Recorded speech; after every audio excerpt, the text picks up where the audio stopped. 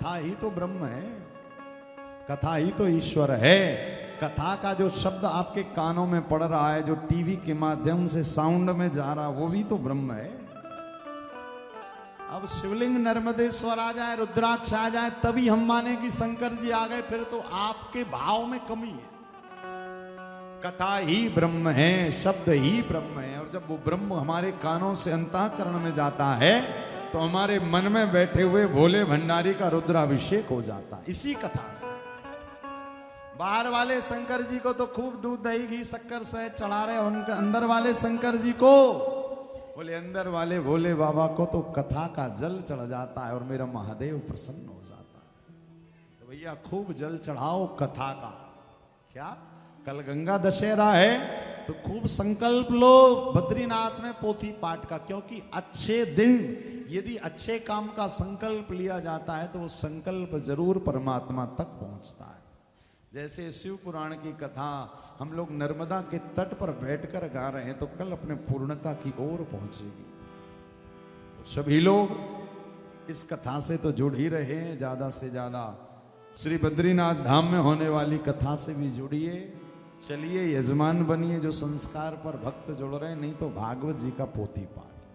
तो जो गुणनिधि नाम का, देखिए मैं अभी कथा बता रहा हूं ना आपको, पूर्व जन्म का उसको मिला, किंतु कलयुग में भगवान ने एक व्यवस्था करी है। क्या कि जो यहां पर करेगा इस युग में मृत्यु लोक पर, तो श्रीमद् भागवत में प्रसंग आता है कि भगवान इस लोक में जो अच्छा करता है ना तो उसको त्वरित फल भी प्रदान कर देते, फिर ज्यादा चक्कर नहीं पालते। जैसे हम लोग कथा सुन रहे हैं ना, तो कथा सुनने के बाद कल 7वां दिन है, तो बस 8-9 दिन के बाद भोले बाबा को जो गिफ्ट देना होगा ना आपको, वो दे देंगे और छिपा कर दे देंगे और आपको पता भी नहीं लगेगा। और आप कहोगे वाह प्रभु वाह, सबको अपना अपना गिफ्ट। अब हमारा गिफ्ट तो आपके सामने कि भैया हमें बद्रीनाथ की कथा कहने मिलेगी, बद्रीनाथ जाने मिलेगा। हमारा तो यही था बाबा से संकल्प की बाबा वहां की, क्योंकि देखो मैदान में जो तीर्थ है, चाहे काशी हो, वृंदावन हो, हरिद्वार हो, यहां पर तो जाना बड़ी आसान बात है। ट्रेन में बैठो पहुंच जाओ, रात भर सो, सुबह वृंदावन। किंतु बद्रीनाथ जाना और इतने लोगों को ले जाना, भाई ये तो जरा बड़ा संकल्प है ना। और ये बड़ा संकल्प के लिए भी बड़ी साधना चाहिए, बड़ी प्रार्थना चाहिए। और कथा से बड़ी साधना कोई है नहीं, कथा से बड़ी प्रार्थना कोई है नहीं, कथा से बड़ा भजन कुछ है नहीं। तो क्या है भाई, आप सबने कुछ ना कुछ मांगा होगा। अब हम तो बाबा से यही कह रहे हैं कि बाबा सबको ले चलो बद्रीनाथ, बढ़िया खूब 7 दिन मस्ती कराओ, सब खूब नाचें कूदें गाएं, और जैसे गए थे उससे ज्यादा बढ़िया उनको वहां से वापस अपने अपने घर भेज दो। बस यही कथा की सफलता रहेगी। आपको भी कुछ ना कुछ गिफ्ट तो मिलेंगे, हाँ, लेकिन जब संकल्प आपके अच्छे होंगे तो महादेव पूरे जरूर करेंगे।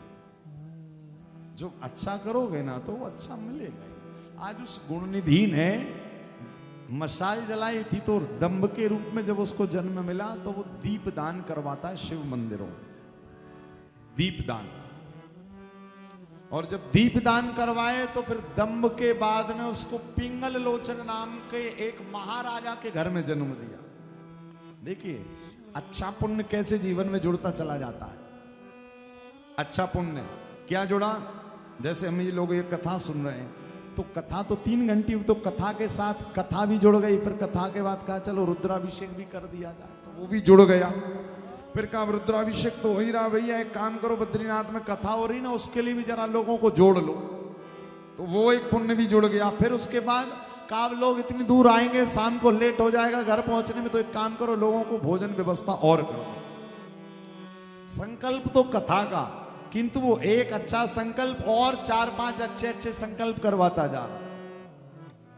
जैसे आप लोग रेस्टोरेंट में जाते हो ना, तो मेन्यू कार्ड देता है कि भाई क्या खाना है, दाल चावल रोटी और जो भी मिलता हो, तो फिर उसमें आपको लगता नहीं ये लेकर आ जाओ, और जैसी जेब में रुपया होता है वैसा ऑर्डर करते हो। तो ऐसे ही ठाकुर जी का भी मेन्यू कार्ड है, भैया इतना सारा है, स्टॉल लगे, वो आपको चॉइस योर्स, जो आपकी चॉइस है वो उठा लो। और यहां पर देखो, वहां होटल में तो हर वस्तु को खाने के बाद बीमार ही होना पड़ेगा। किंतु ये वाला जो रेस्टोरेंट का मेन्यू है ना ठाकुर जी वाला, बोले यहाँ पर जो भी पुण्य उठाओगे हर पुण्य के बाद आपको 10 गुना होकर रिटर्न ही मिलेगा। क्या तो काम तो हो रहा केवल कथा, किंतु इस कथा के साथ कितने सारे पुण्य जुड़े हुए हैं। शरीर आपका नर्मदा तट पर बैठा हुआ है, कभी भक्ति धाम आश्रम नहीं आते नियम से, लेकिन नियम से आ रहे हो। कितने सुंदर सुंदर हनुमान जी का दर्शन दरवाजे पर है, नर्मदेश्वर शिवलिंग बैठे हैं, भुवनेश्वरी मैया का दर्शन है, यहाँ पर हर जगह पर दर्शन हो रहे हैं, संतों का दर्शन हुआ, माध्यम कथा, किंतु सारे पुण्य आपके जागृत हो रहे हैं।